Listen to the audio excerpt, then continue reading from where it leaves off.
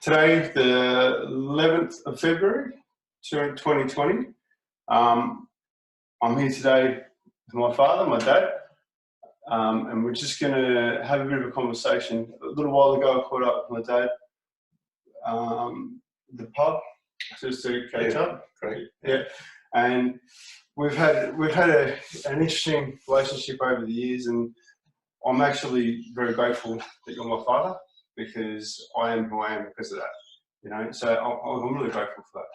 So today we decided to record the conversation. I've asked you if we could do that because I'm a big believer of if we can help one person, we can help many. So I'm hoping today that our pain, which, you know, I don't want to dive into too much. We'll see how we go. We'll see where that goes. But I just know that us talking like this is going to help people. And I can't thank you enough for that, because I truly believe any pain is worth it if it helps others, or if it helps you. So when we were speaking at the pub not long ago, we were talking. I asked you whether or not we could catch up and sit down and have a conversation, because I want to get to know you, because I want to see, for us to be able to move forward, and hopefully that can happen, I need to feel like I understand more, so I can see you through a different set of eyes, so that when I talk about you with my son, your grandson, and my wife, they see my physical appearance differently, because it's part of the things that Alan Stevens talks about is, you know, 7% of your conversation is the verbal, the rest is your body language and everything else. So I can't thank you enough for agreeing to this. So, yeah. So on that, I'm Scott Carson, you're Lee Carson. I'm going to start with the very first question. Where did you grow up?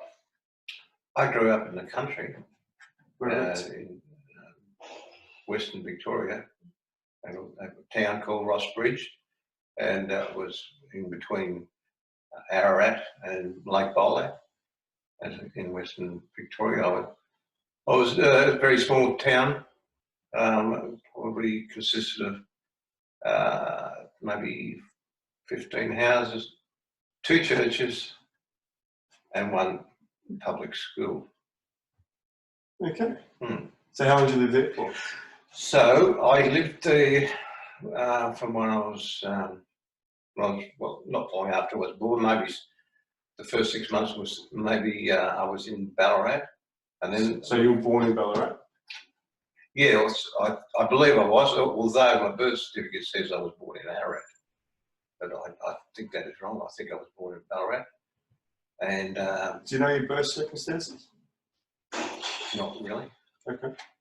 Not really, but one of my aunties told me years ago that I was born in Ballarat Base Hospital. Okay. That's interesting. Yeah. So apparently that was the case. I was there in Ballarat for the first 6 months. My mother and father both worked in Ballarat. My mother worked at the Craig Hotel in Ballarat. But during the course of that first 6 months, they must have had a lot of problems with their marriage. And my father, he left my mother. And so obviously that was, you know, a big problem for my mother. So she elected to move to Ross Bridge, where her mother and 2 brothers lived. And that's where it's the first part of my life that I can remember. Yeah. Okay. So what age was that? So I would have been 6 months, I think, when Yeah. I got to Ross Bridge. So what do you remember about Ross Bridge? Oh, well, we had a very old home. Yeah. And was living with my 2 uncles and my grandmother and mum. Both my uncles were war veterans. Okay. One was which war? The Second World War. Although I think my eldest uncle was war previous to that might have been Boer War. Oh, yeah. So he was pretty well crippled. My younger uncle, he went AWOL. Well, he went to New Guinea and then he came back and he went AWOL. So he was missing for quite a few years. But anyway, he did come back to Rossbridge and worked as a shearer. Okay. Much work? No, periodical work. Okay. Yeah, so it was just a mere existence. Okay. It was only money coming in was, the pensions they got from the war. Yeah. And my mother got a pension for, what do you call it? Pension that single mothers get. Yep. So how long were you in Rossbridge, to what age? So I went to primary school at Rossbridge till I was about 9 or 10. What was that like? Great. Primary school with different age kids. How many kids in the school? About 18. Oh, wow. Maybe 18 to 22. Yeah. And that primary school was obviously from first grade to sixth grade. Yeah. I think I left in the middle of my fifth grade at primary school. Yeah. So do you have any memories from primary school? Anything that stands out? Oh, yes, yeah, of course there was. There's the different teachers. I had some great teachers there. The teachers had their house behind the school. They had their, and I had a great association with a lot of the teachers. And the kid, I had quite a few friends at the school. Yeah. No, I remember. I sat next to a girl called Elaine. I probably told you the story that was early days. It was probably when I was in grade 2 or 3. But she had a problem with her bladder, and the type of desks we had, they were double desks. We sat beside each other, and quite often during the day, she'd relieve herself, and the urine would trickle down to my leg. Oh no! And I'd end up with wet shorts or pants. What did you do in that instance? Oh well, I think probably I jumped up and the teacher realised, and it was just something she couldn't avoid. Was it embarrassing for you? Oh, it might have been initially, but I got they didn't split us. She kept sitting there, but most times I had one eye to the board ahead of me, and one eye looking down to see if there was anything trickling down the seat. Oh, you sitting next to her though, that must have given her a lot of confidence. The fact that she knows that you did that and you didn't leave her. Yeah, maybe. That's a pretty nice thing. Yeah. I'm serious. Because that's, because embarrassing things happen in life. Yeah. If someone's sitting next to you and you can trust them, that's a pretty nice thing. I'm serious. No. Anyway, it's just something that I recall. Yeah, cool. So you left there in grade 5? Yeah, somewhere around there. Yeah. Somewhere around there. So where did you go to after that? So, Mum hooked up with a man that worked on the railways. Yep. And he was just a railway worker, just attending to the maintenance of the railroad lines. And so she and he moved from Rossbridge to Cressy. Yep. So I completed my primary school at Cressy, which is also in Western Victoria. CRESSY? Yeah. Yeah. But the man that Mum married, he was keen to go up the ladder and become a railway ganger, which is a boss of the gangs. So in order for him to progress, he had to move on to other towns. So I think we had 12 months at Cressy, and then we moved to Fight, which is near Darrenallum. Yeah. And it was just a one house beside a railway line, about 15 miles out of Darrenallum. So I went to secondary school at Darrenallum for a while, catching the bus into Darrenallum. Yeah. And then What was it like living in that house? isolated. Yeah. Yeah, no, very isolated. So you've gone from a little place where you get a mate and then not having any friends around there. Yeah. So that was quite difficult. What did you do to keep yourself occupied? Oh, I don't know. What we did, we rabbit shooting. Yeah. Which we did because the stepfather was he was a very keen shooter. Yeah. And it was a secondary income, part-time income, shooting rabbits and selling them. What was he like? He was a Scotsman, but very hard man. Yeah. Yeah. Well, he and I had difficulties. Although.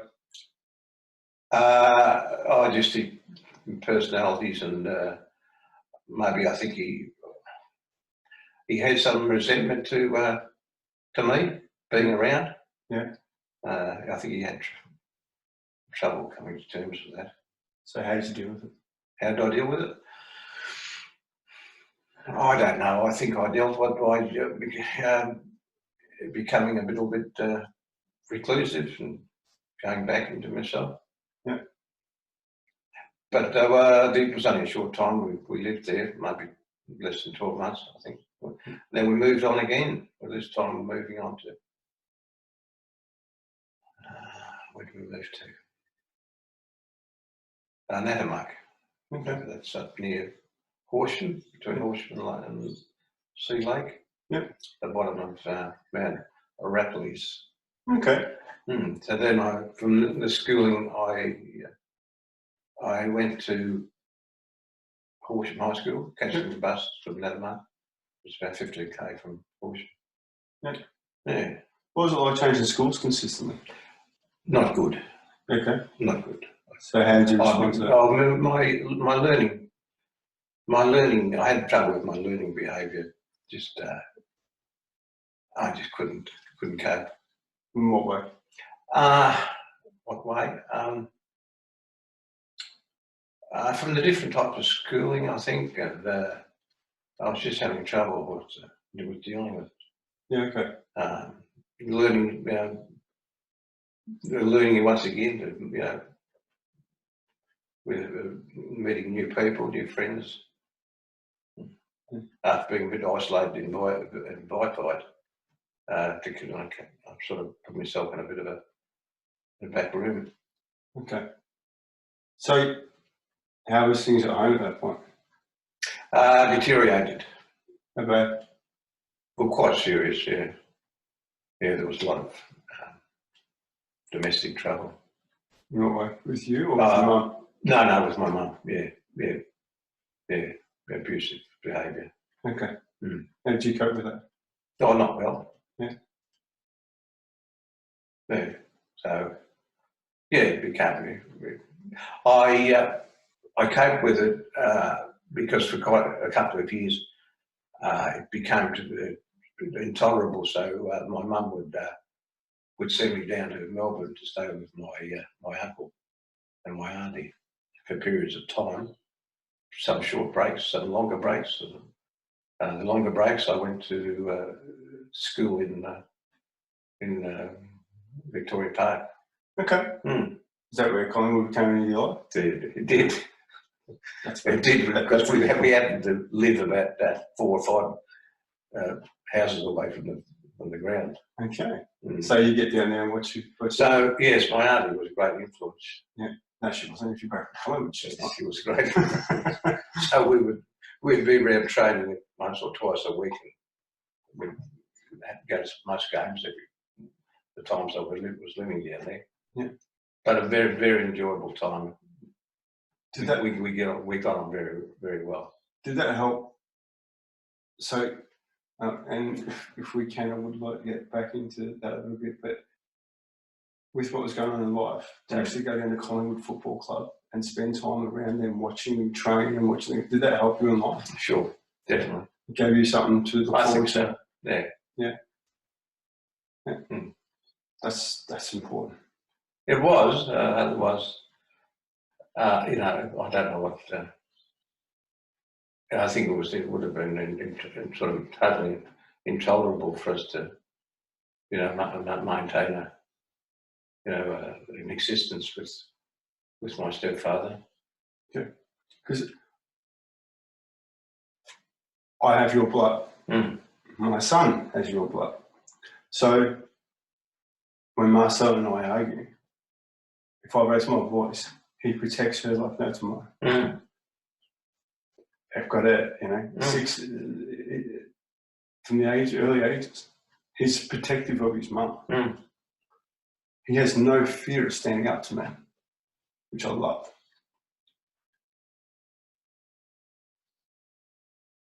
So I can't imagine what it was like for you moving town to town to town and having to stand up for your mum. Did you stand up for her? Of course. How did that end? Well, not good. Yeah. Yeah.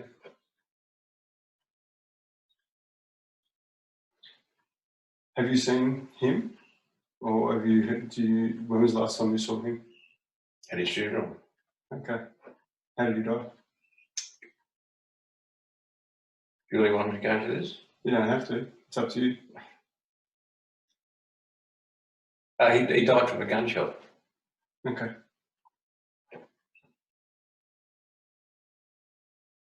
Try to ask or not? Yeah. Did you? Yeah. Okay. I did. The situation got so bad that after many visits to the police station to report him, and by the way, the police station was just across the road. Okay. And in those days there was nothing much that they didn't really, they considered it a lesser crime than what it is today. Mm-hmm. Although the police were considerate, they didn't act. Mm. Yeah. So, I told you I did a lot of shooting. Yeah. We had a lot of guns because that was every night we were at rabbit shooting. Yeah. And we had to get a quota because we had a refrigerated van, in the back garden. We had to get so many hundreds of pairs of rabbits. Mm-hmm. So it would be, every second night we'd be out till midnight shooting rabbits. Yeah. So I've become a pretty good shot. But that wasn't it occurred because I think I got that frightened from my mother that I had to do something that, that would stop him. Just fighting for your mum or fighting for you too? Well, I think both of us, but not more for my mother. Yeah. Mm. Because there's one thing in your life that I'm really proud of. Is how you looked after your mum. I'm really, really proud of you for that. Because it's, and we'll talk about that a little bit. But because well, mum was I only had my mother, and no siblings, and so she brought me up together with my uncles, in particular my uncle and my auntie that lived here in Melbourne. Yeah. Who is Uncle Bill? Uncle Bill and Auntie Violet, yeah. So that's because I don't even understand that relationship, but that's so Uncle Bill. Okay, cool. Mm. Okay, so there's one thing that I think is. Thank you for sharing that. Sure. How did it make you feel when he was gone? Maybe relief in some way. No. Numb, probably. How was the relationship with your mum? She accepted it. Obviously, it was lot of pain for her, but she wasn't resentful to me in any way. Yeah. I'm sure she understood it. Yeah. I don't necessarily want to go into the damage she caused you. Well, I don't know. No, I don't want to do that. Okay, because that's not something. Well, probably because I don't know what it does damage you. Because I don't want. I don't want to go into it because like it's not necessarily. Okay. I'm happy to. Yeah, well, I don't know whether it's going to tell you anything because of. Yeah. I don't know whether it did or didn't. Yeah. It just hurt. It hurt at the time, but yeah, I got over it. Mm-hmm. So, your actual dad. Have you ever caught up with him again? Never seen him. Never seen him? In all of my life. Okay. Did you know who he was? I did know. Yeah. Only through his sisters. My mother retained a relationship with one of his sisters who lived in Ballarat, and in the early days we did catch up with her, and but it wasn't until later on that my auntie in Violet lived in Melbourne, that she also knew a little bit about it, and she did tell me that on occasion where he was. I don't know why, because I wasn't really interested. Mm-hmm. I never have been. Yeah. Okay. That's fair enough. But there's no, like it's not. It's your story. Do you know, right? So okay. So moving along a little bit, then he's gone. Mm-hmm. What happened to life then? Well, after maybe after 6 months, we moved to Melbourne, just Mum and I. Okay, where'd you move to? We moved to Prahran. Yeah. She had a bit of compensation money from his death from the railway, Victorian Railways. Yeah. So she put a deposit down on a house in Prahran. Nice. What was she like at that point? Mum was always a pretty happy person. Yeah. Social person. Yeah. So we got on with life.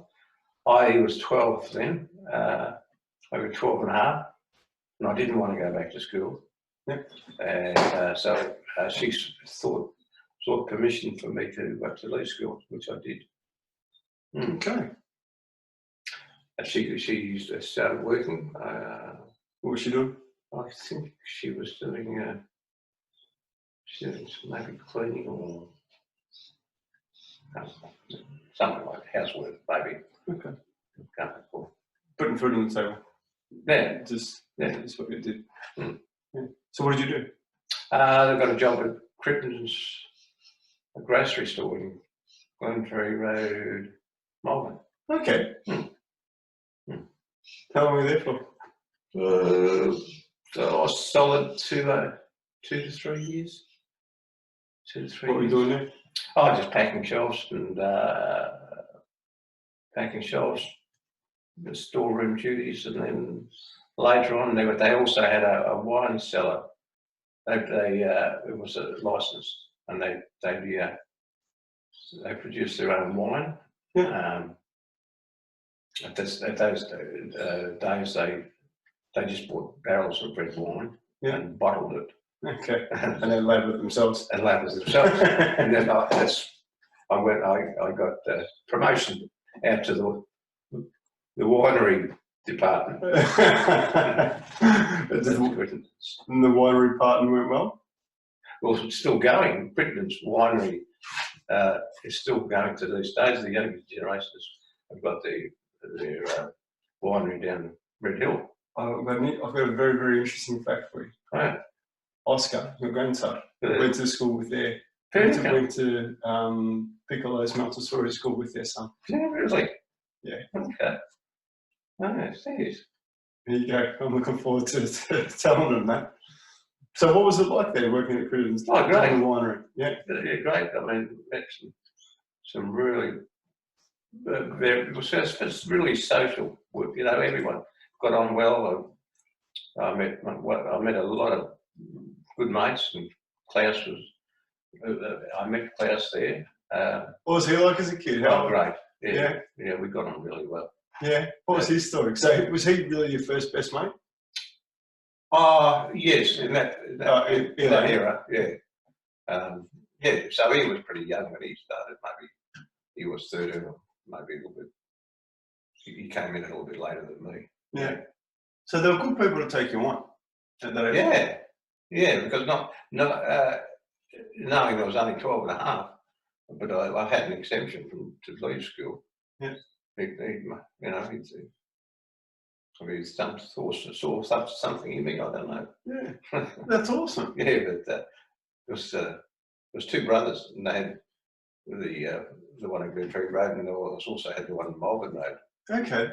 Which I think might be still there today. Yeah, wow. The one in Glentree Road's gone. Yeah. Yeah. Yeah, wow. Yeah. Is that mind blowing that Oscar went to school with which to be the owner's grandson? Yeah. Because there was two of the brothers. One was Gavin, and one was can't remember. Yeah. Yeah, cool. So, have you Elaine? Have you ever seen her again or followed up with her? Nothing. No. Yeah. No. She vanished. Yeah. No. Well, you know, look, it's just that's a cool thing you did for her. Though, like, oh, really, that's cool. I'll do because so one of the things growing up when Oscar was throwing up, he'd come up, running up to me, and he'd throw up all over me. But he was where he felt safe. Yeah. So he was safe enough to do that. So I know what that's like, you know, and I would never change that for the world because that's spew. Who cares? Like it is, it's piss. Who cares? You know, like she felt safe there. You know, which is a pretty special thing. You know, who knows what was going on in her home that she was doing that. You know. Yeah, it's interesting, isn't it? Yeah. We went through Ross Bridge in Christmas time and just had a look where the old house was. Still there? No, it's gone. Yeah. When my last of my uncles, when he died, the place was left to me, but it was terribly run down, and the actual fire brigade actually burnt it down. It was condemned, so even without notice, they just burnt it down. I was just left with a bit of land, which was not valuable at all. Yeah. But this was interesting. That it was the old school, the Bluestone School. It's all overgrown. Unfortunately, it's looking a bit of a wreck. But probably 4 years or 5 years prior to that, it's been vacant for years and years. But they had a sale sign about 5 years ago. Yeah. And Brian and Sandra and he took a photo of me outside the school. You've probably seen it. No, I haven't. And I was sort of half interested to know, I must say, they were asking for the old Bluestone church, but I didn't. Well, why would that have been an interest? Just I don't know. Good times we had there. Yeah. Well, it's got a residence next at the rear of it. Yeah. So I don't know. Maybe just cleaned up and rented out. And have maybe. Yeah. But probably never going to happen. Well, we should have looked into it. I could. Yeah. That would be cool. Because, I mean, there's nothing to do. There's a river that runs through the town, so there is fishing. You can do fishing there. Yeah. Nice just to do nothing, too, though. Read books. Well, you can look out at the grandparents. Oh, nice. Yeah. Was there only 20 k's from the grandparents. Did you go out to the grandparents when you were a kid? Oh, many times. Yeah. School excursions. One thing that my uncles they did a little bit of gold mining because my grandfather, he opened a mine just around Dunkeld. Yeah. Towards the start of the grandparents. I don't think financially they didn't benefit much from it, but anyway. How many generations go back into Australia? Oh, look, I think that I was told it was 5th or 6th. Wow. Wow. So that's a fair way back. Because there's Carson's in Portfield, don't you? No, I know Carson's not our real name. Yeah. So what is their real name? Millage. Millage. Okay. His name, yeah. Okay. My real father's name was Millage. Okay. And then, of course, when Mum married again, she took on his name, Carson. Yeah. And I changed my name by default to his name too. Yeah. Mm.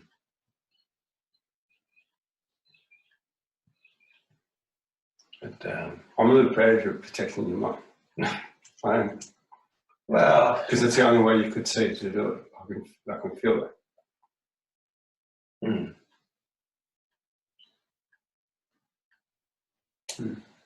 I'm going to move on a little bit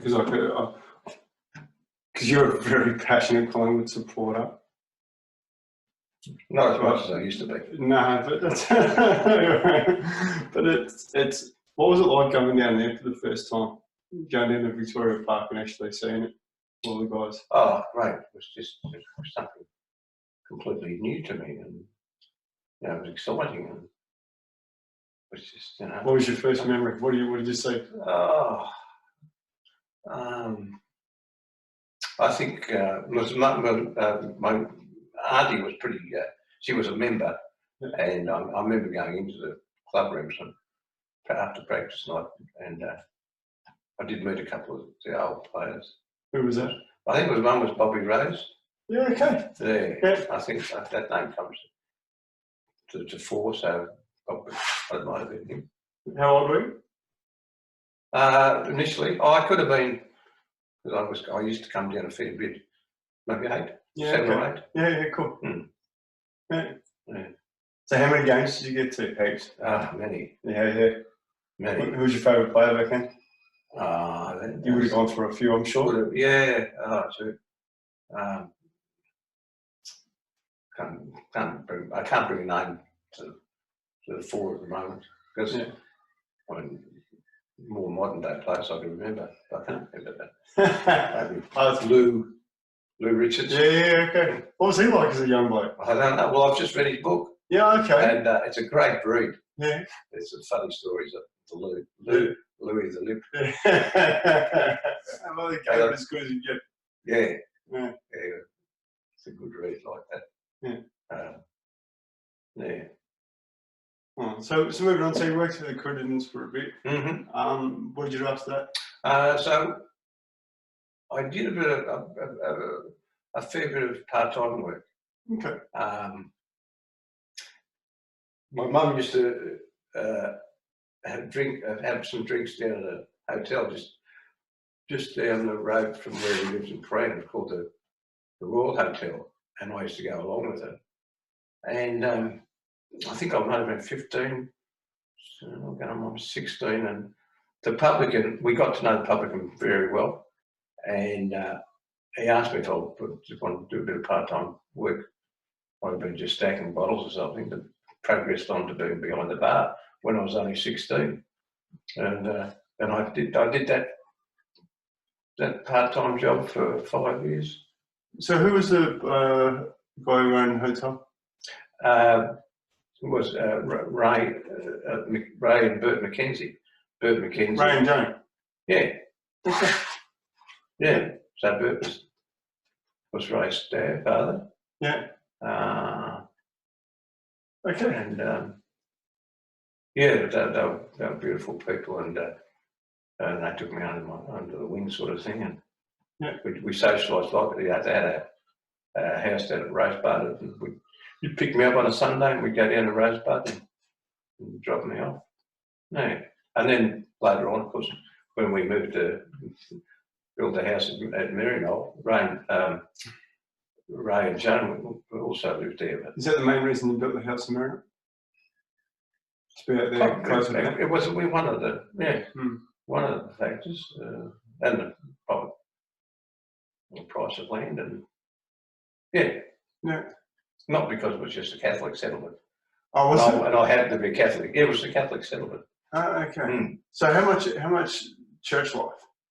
Oh, I had none. Really. I mean, beginning when I was because of all the Catholics, I went to church, but I can remember being in church from maybe 3, and I was a regular Sunday with my mother and my grandmother. Okay. Who was your grandmother? Hmm? Who was your grandmother? No, her name was Sarah Ferguson. Okay. Mm. Okay. Because my grandfather died before I was born. He was killed he was on the back of a fire cart going to a fire at Moyston, and he turned the corner too fast and tipped to the side, and the water tank came over and squashed him as the truck went on its side. That would have been a very quick death. Mm. Mm. So he was a firefighter, local firefighter. So everyone in firefighter, yeah. It was just the basics. Yeah. They just had one of those sort of big furfies on the back of a huge one of those old trucks. Yeah. Well, any stories about him? No. Didn't talk about him much. Maybe my grandmother may have. Yeah. Probably, just photos of him, but I can't recall. Yeah. Okay. Too far back. Yeah. Okay. Yeah. It's funny you say that because I don't remember a lot, and there's bits and pieces that are just under. Yeah. I struggle, and whether or not I block them out or whatever, I don't know. I just don't remember a lot. Well, I think I remember a bit more these days than I did, say, 20 years ago. Okay. What was that? I don't know. I don't know why. Yeah. Things just flash back into my head, and I've never thought of before. Yeah. Good, bad, otherwise? Some are bad, some are good. Yeah, what are the bad ones? Oh, I dream a lot these days. Just terrible dream, but just crazy dreams. And some are good, some are, that's the problem about dreaming. Most dreams I can't remember next day. Yeah. Now and again I have a flashback and I can remember something. Yeah. I know I dreamt last night, and I thought about it this morning, and now it's gone out of my head. It's crazy. So I don't remember any dreams. Don't you? No. Nothing. No, well, it's happening. As I say, it's not very often I remember. Yeah. But well, I can go back. If I wake up, go to the toilet, most times I can get back into that dream. Oh, wow. Did that happen to you? No. No? No, I seriously, I miss a lot these days. I don't. So I don't remember much of growing up, and for whatever reason, I don't know. Mm. So it's just I remember certain aspects had key moments that obviously have caused heaps of pain with us, and but I just don't remember the dates. But one thing, I was going to say later, but one thing that because for anyone watching, we've had a pretty interesting relationship over the years. Maybe I'm headstrong, maybe I'm not, maybe there's been circumstances that have been different, whatever. It's just the way it is. You can't change any of that, it just is what it is. And your ex-wife, my mum, has done two of the most beautiful things for you ever. Because I didn't feel, there was too much pain that I didn't want to inflict that upon my new family, so I've chosen to step away from everybody. Just,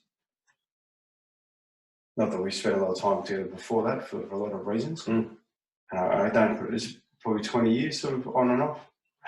Probably, maybe more, probably since I was 14. So pretty much since I was 14. So, and I'm not, there's no, I'm just putting the time once on it, there's no, I don't care about that. But what Mum did was really, so I had septicemia. I was in hospital, and you're in the ward next to us, of all things. Yeah. And it was that the second or third time we met Oscar. And Mum actually rang me. Oh, she? And she goes, your dad's next door. Oh, really? I want you to go and see him. Ah. That was Mum. Jeez.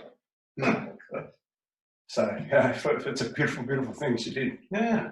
And the other thing that has been the catalyst for me wanting to catch up with you and understand you is the fact that for my 40th birthday, she did a photo album. Mm. And inside that photo album is a photo of you holding me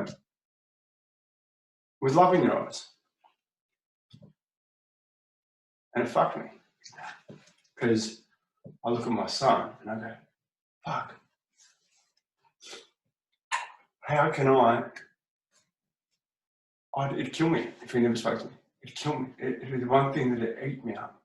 It would just hurt me like no tomorrow. Now I'm like,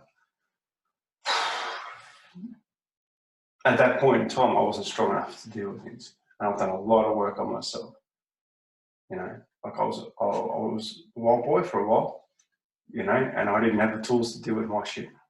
And then so I've worked with that. And you know, I'm at a point now where this conversation is happening. And I'm so glad it is.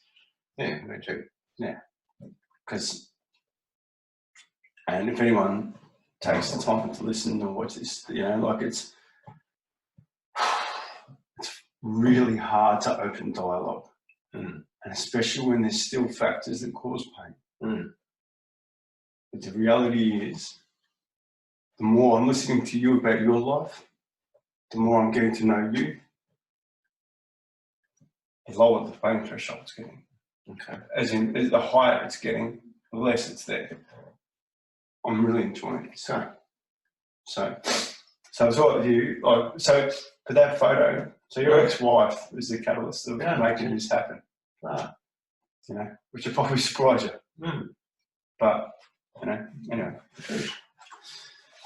Very grateful. I'm very grateful to Mum for that. Mm. You know, like even with Mum, you know, like when I was born, like it was hard. Like I've had I don't see my life as difficult. I've just had a different life. You know, like to be out of home at 14 and to be doing all those bits and pieces is no different to you. But I actually consider myself very lucky to have had different men in my life and different role models in my life because it's actually allowed me to be who I am today, and I really love who I am. Like, and without having those different experiences, I couldn't sit here now.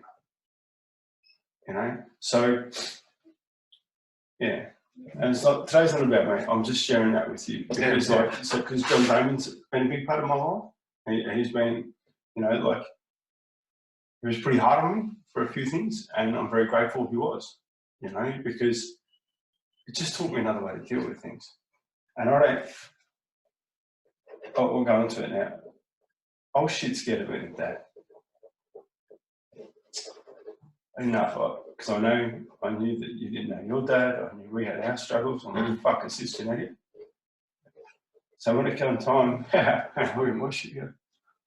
Soft these days. So I'm not something, but it's for him when he was born. When Marcel was pregnant, one of my biggest regrets is I was so standoffish with her. I couldn't get close to her, and that hurt her badly. Yes. I wouldn't touch. I don't touch babies. I don't. So I was really, really standoffish, and I know how much I hurt her. And when it came time, when he was born, I had something happen, and the business transaction went really south, and I got put into a pretty bad place.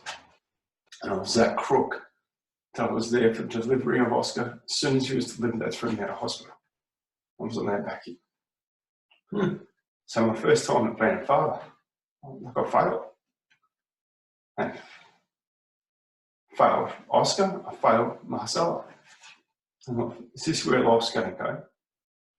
You know, and I found myself drinking more, getting on the gear more, just, you know, blindsiding myself. I spent a lot of years, pretty much age of 15 and beyond, just drinking myself into oblivion. Why, I don't know, you know, that's life, and people can tell you who I am or what I am, and that's their opinion. I don't care. Took me a while to get over that. And then when Mars had her accident, everything changed and changed again. But I'm going to stop there because I want to ask you something. What was it like being a dad for the first time? How were you nervous? I probably would have been, mate. I can't really recall that much. 43 years ago. Yeah. But I'm sure I would have been excited. I'm sure I would. Yeah. Yeah. What were your best memories? Well, pretty sure you were born in Capri. Mm-hmm. That's right. Yeah, because we were living in Mary Island, and no, I was very excited. In fact, I enjoyed all the birds, although I'm not a hugger. I don't attend to babies' needs as well as other men. Obviously, these days, men have more of an obligation to look after babies, but in my time, it wasn't. Most men didn't attend to young babies' needs. So it's a big difference these days. Yeah. How well men are coping with that. Exactly. Like you look at Joe, another Scotsman. How the hell did you let him into your life? Right? He's another bloody Catholic Scotsman. Yeah, well, I don't know. He came with. We just enjoyed his company from the start. He's just a bit likeable Joe. Good guy, isn't he? Yeah. So, and he's there he loves your daughter. Yeah. No. No, we always enjoy Joe's company.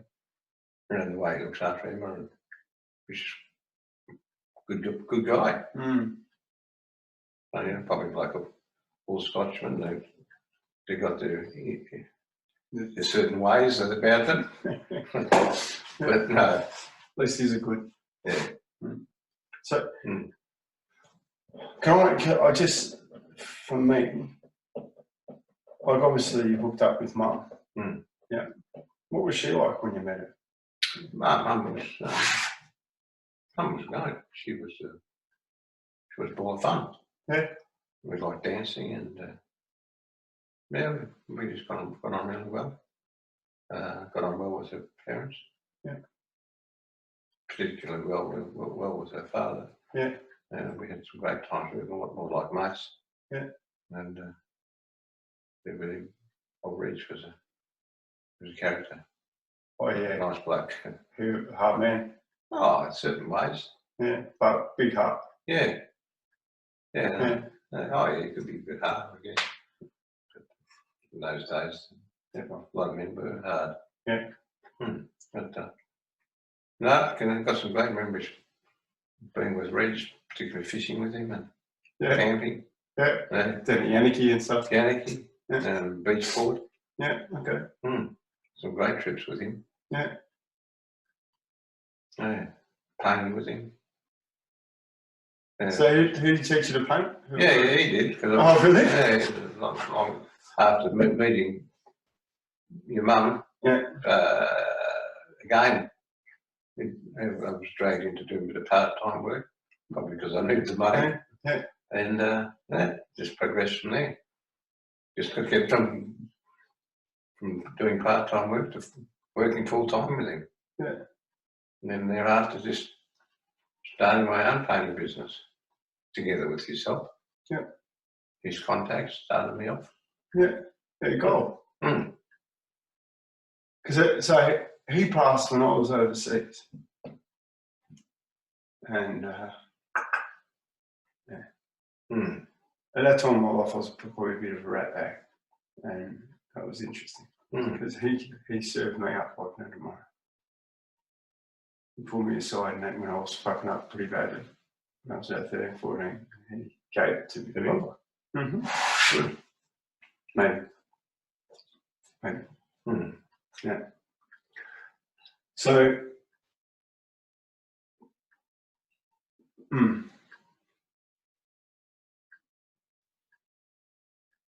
It was an interesting time.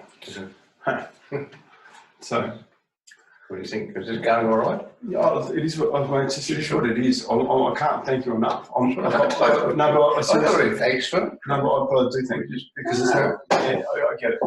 It's just so painting's been your career, career of choice or career. Yeah, well, I think it was after a while. Yeah. Just yeah, because even now I still enjoy doing a bit of painting. Yeah. It's something I learned, and yeah. No. I thought it was a good. I made a good business out of it, and reasonably good money. So I couldn't see any point in doing anything else while I was enjoying it. Yeah. So, and it's an interesting job because you're always meeting new people and different environments you're working in. Yeah. Could have been a lot worse professions, or you could have. Yeah. Oh, look, absolutely. And working for yourself's great. Honestly, because of my schooling, I wasn't. I don't think I would have been able to do much else. I can't use a computer. How long did it take for us to set this up? Right? Yeah, no worries. So really, it was only something with bronze and had no need for brain capacity. Yeah. Still fix up. Don't worry. Anyway, I mean, it still was. I don't regret any of it. Yeah, good. So, yeah, for sure. No, good. Can I, if it's all right now, because there's a part of our lives that has been a fair catalyst for what's happened, and I don't want to go into it all the scenarios that happen, but I do want to know what the lessons were, and I want to work out. I don't want to work it out. I accept everything as it is, but if there was, when blending families, when you're doing that, if you had one bit of advice for that, what would it be? Oh, yeah. So putting me on the spot, I don't know whether I can give you an answer at the moment. No. If you want to do this again, I've got to have to do it again. Yeah. And with that question, I put me on notice on that one. Yeah. Oh, but that's the whole point. Like all of this is impromptu. I don't have a script. It's just I'm just asking questions as they come up. Yeah. Yeah. We'll do this again. I'll you come back to me on that one. Yeah, no, fair enough. So okay. So and I can't thank you enough for sharing this with people. No, I'm being serious because it's a lifetime of stories that have happened that have created both you and I a fair bit of pain. So to actually be giving this to other people, so hopefully they don't have to go through it, it's a pretty good thing. So as before I said, like the pain, I look at you in Oscar's eyes. I just said, kill me. How has it felt for you? Oh, it's been horrible. Yeah. Yeah. Yeah. No, I wouldn't wish it on anyone. How have you thought about working through it?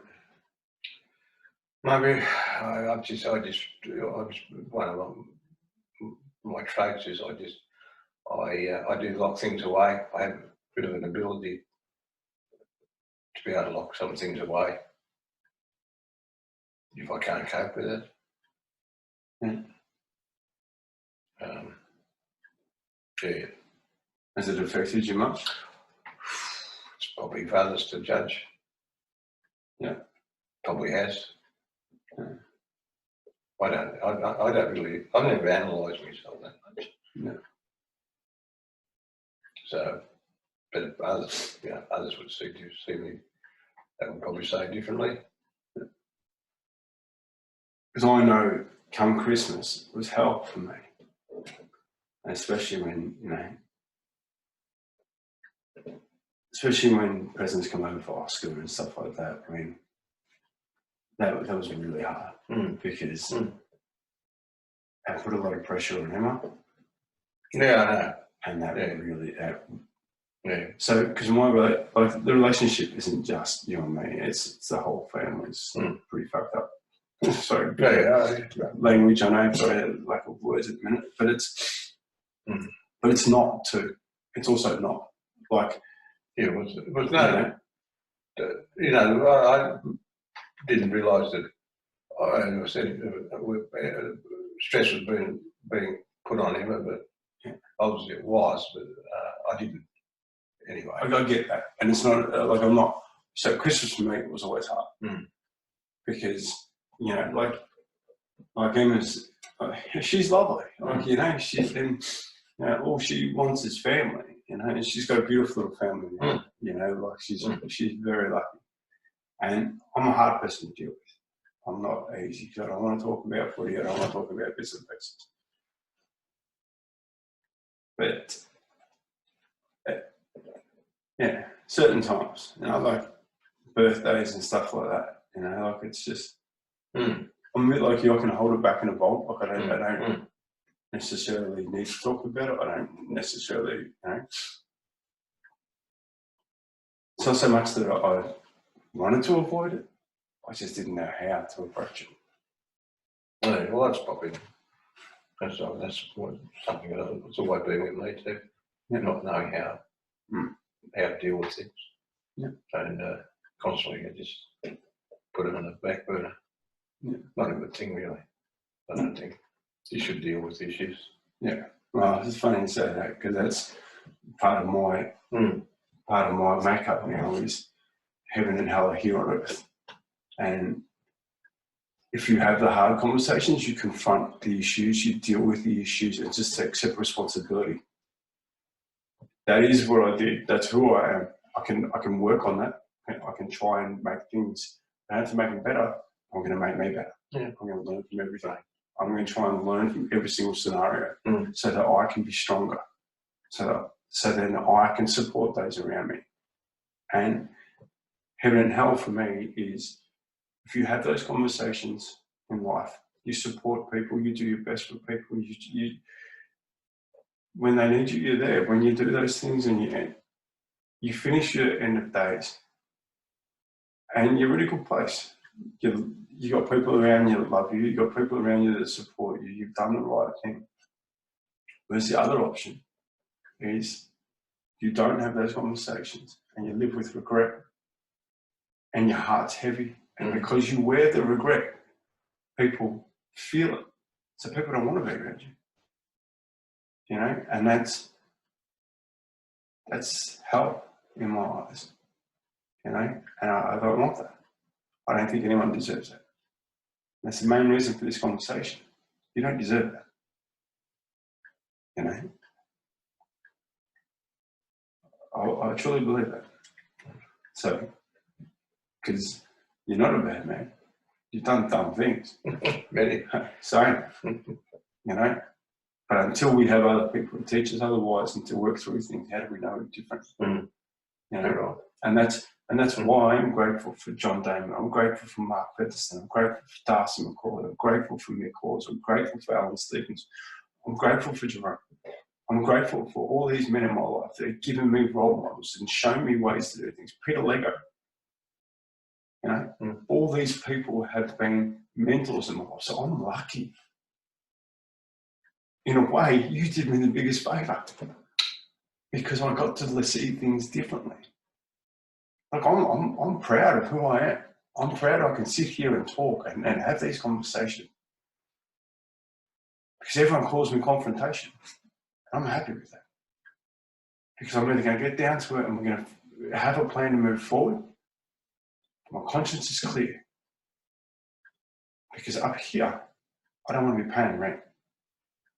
If this is going over, I can't remember anything else. So, yeah. Like there's a lot. I don't know what the time is. I don't know. I hope it's still recording. Yeah. No idea. Yeah. So, I can't thank you enough for today. That's fine. If you want, I'd be happy to do it again. Yeah, I'd like to. There's a lot more. maybe I can think back and be able to, you know, speak about other things, elaborate about it. How do you feel right now? Relaxed? In here, in the heart? I think so. Yeah. Yeah, I'm not uncomfortable about it. No, I know, but how do you, like, it's making a big difference to me. That's good, mate. Yeah. I'm sure it is with me too. Yeah. Sure it is. Mm. Yeah. Fine. Look, I don't think, you just think I would have trouble with this? No, I to be perfectly honest, I actually knew you'd be okay. I actually knew because the time's right, because of the way in which, and I think it was right because of the way in which we approached it in the pub. Because it was I generally, the only way for me to make things, and I don't have to make it right, I don't have to make anything, it is what it is. But for me to understand you, it's probably the key to everything, you know, and to share those stories is the key, you know, and there's heaps of things we haven't talked about that we won't, because there's other people that I want to make sure, you know, until they're comfortable, you can't talk about things. So, do you know what I mean? But between you and me, I just want to respect that, because it's not fair. No. You know what I mean? So it's more about, that's fine. It's just about you and me and where you've grown up and all those places. But I'd love to know more about where you grew up and how you did it. Let's talk again like this. Yeah, I like that. So, stay tuned, stage 2, huh? Yeah. So, but like seriously, how important was that conversation at the pub? Very. Yeah. Because that took a long time just for that to happen. Yeah. But I think that was great. Yeah. So, I want to leave on one note that that has been a big thing. I don't drink anymore, and I don't. And to see you put your pint down and not finish it was a big statement to me. It was a really big statement. You cared enough at that point to say no. So it was huge. Because one of my biggest fears, your mum, grandma, my only picture of her in my head is her in hospital. And it's stayed with me forever. I can't bear the thought of Oscar having to see that. That scares me. Because I didn't talk to anyone about it, I didn't deal with it. And like, I am so proud of you for looking after your mum. Like you wouldn't believe how proud I am. Especially hearing that now. Okay. So thank you. Pleasure. Well, I'm going to hang up because we've both got stuff to do, but I look forward to it. And like once I sort this out, if people have got questions to ask or something, maybe they can ask them. Sure. Because we'll see how we go. Okay. Thank you. No worries, mate. Cool.